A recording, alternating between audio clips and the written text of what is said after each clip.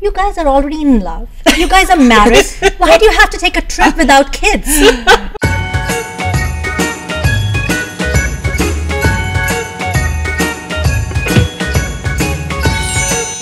All right, we are talking all things parenting, and today's topic is one of my favorites. It's what do you do for me time, and how do you make time for your significant other? Because let's face it, when my son, he's 12 now, but when he was younger, it was really hard to manage my relationship.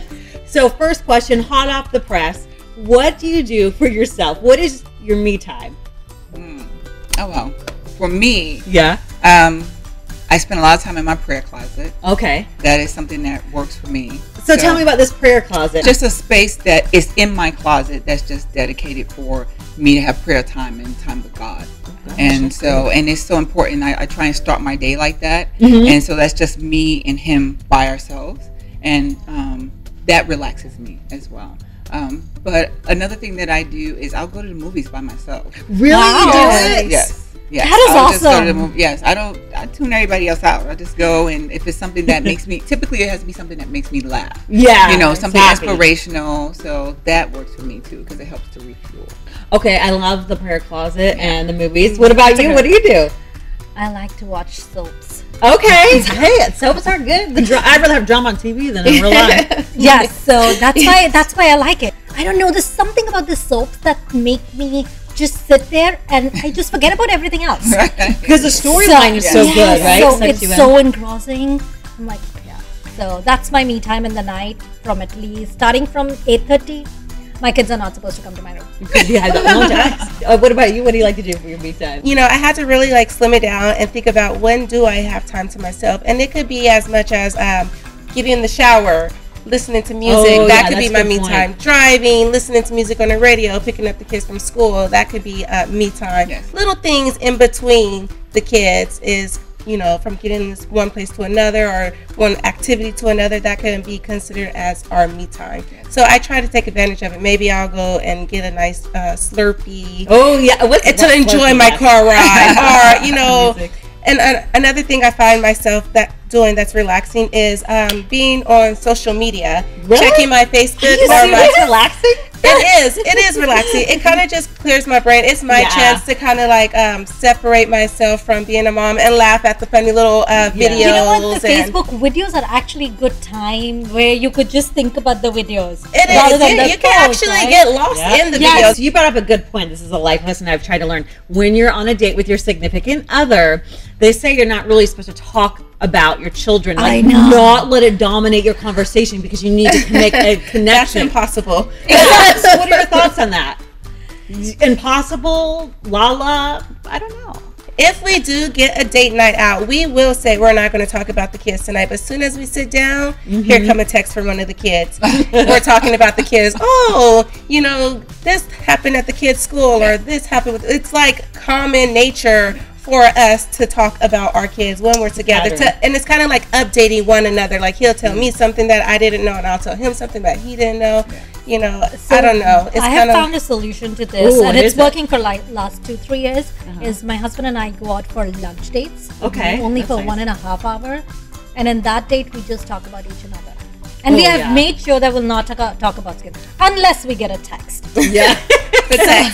But yeah, so he will talk about what is working with him at the workplace Yeah. and what's happening at my life, and that's what I we think talk that's a more really about good the food. idea. I will say though, to that point, that when I'm with my husband, sometimes I had to remind myself not to talk about my son and not to talk about work, Right. Because I don't. Who are you? Right. What are you passionate about now? Right. I fell in love with you in my 20s. Right. He's now in his 40s, Right. so I know.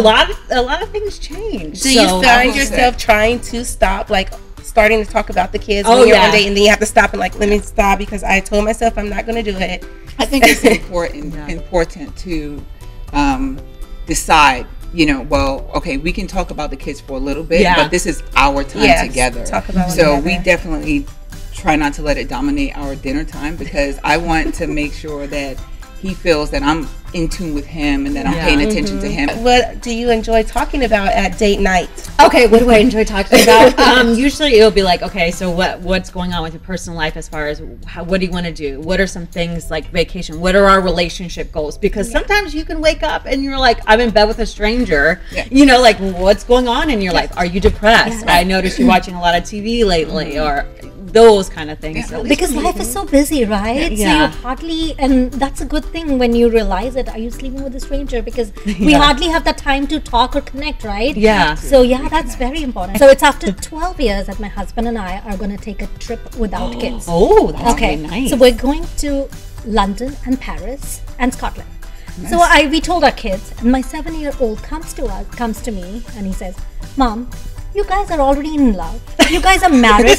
Why do you have to take a trip without kids?" I love it. So, and I'm like, yeah, that's the right question. And that comes back to us that, no, we need the time. For intimacy. You want to hear something? Yes. I'm going on vacation in a couple weeks. I've never been on an airplane with my husband. We've been married for 12 years. We've been road trips. We have taken vacations separately, but never together. So this is the first time we're actually taking So this is the first time together, just alone, vacation. With no, your my son, mom or? and son will be there, but still. But you guys get to sit next to each other on an airplane. Yes, I know. That's This is the first time. Yes, that's true. Okay, so Deetra, your children are like what, 8 to 25, right? Okay, 8 to 27. So how do you manage your alone time and personal time? What have you learned from when you're 25-year-old to 8-year-old? What are some things have you changed anything? When I met my husband, I had 5 kids already. So that was an interesting dynamic. Because, I and then can we imagine. had the one,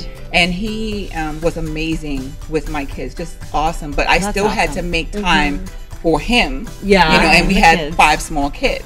We've known each other for 17 years now. So it's kind of like, okay, how am I going to balance? It's a balance. You really are trying to figure out, but it's a conscious one. I think that spending time alone with him, especially him being my husband, has to be a priority. Exactly. Because he's the person that's going to be there with me for the rest of my life. Those kids are going to be gone. They're going to go and get married and have their own life. So I always have to invest in him because he's my best friend. And I want him to know that he's important to me. And so it's not always just going to be about the kids, and I don't want him to ever feel like, oh, the kids are going to come before me. I was talking to my sister-in-law in New York a couple of weeks back, and they take trips. They leave their kid and they take trips. That's wonderful. So she was telling me that it's not about just the alone time between husband and wife. It's also about when you are happy with each other, you become much better role models for your kids. So it's not that you're a good parent, but you have to show to your son that you can be a good husband to your wife. You have to show to your daughter you can be a good mother, and just by leaving away, or just by leaving loving mother and father loving each other does not mean that they don't love kids. But that's how you have to grow too. Right. You have to model it for them. Show them how to love. Yes, exactly. So that was a good point that she shared with me, that, we have to be role models as a parent, and also as a mother or a husband or a wife. So they can be the same way too. So I have a question for you. When you started to go out without your kids, did your kids start crying when you would leave, and did you feel guilty for leaving them? They didn't cry so much, but there was a sense of guilt because they knew it, so they would call. How did you overcome that guilt? Oh my gosh, he would get so frustrated. He'd be like, "We're gonna put that phone in your bag." I'm like, but it could be an emergency. You never know." He was like, "Well, they have my number." They always go for the mom first. They know, because they know they're not going to blow his phone up, but they know they can do that to me. Because So he's like, mom is always going to reply back. Dad is going to wait till the evening. Okay, so before we wrap up, I have to ask you that one advice you have for maybe a mom who's watching right now. Leave your comments down below, thinking, my gosh, I just need time for myself. What should I do?